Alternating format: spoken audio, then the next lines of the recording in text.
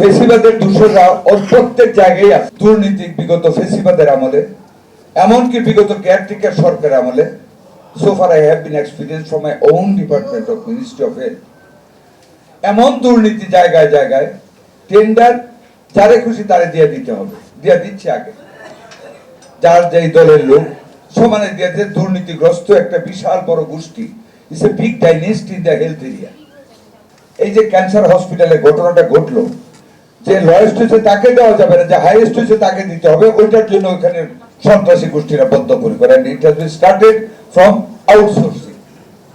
এই আর একটা সিস্টেম বানায় গেছে আগের সরকার, এটা যে একটা সন্ত্রাসী গোষ্ঠী তৈরি করছে, তারা ডাক্তারের উপর হস্তক্ষেপ করে, গস কিনতে হস্তক্ষেপ করে, সিরিঞ্জ কিনতে হস্তক্ষেপ করে, ডাক্তারের বেতনের উপরে হস্তক্ষেপ করে। আমার যা মনে হয় এখন কোন রিক্রুটমেন্ট আমাদের লোকাল হসপিটালগুলি করতে পারবে না, তাদের কাছে যেতে হবে।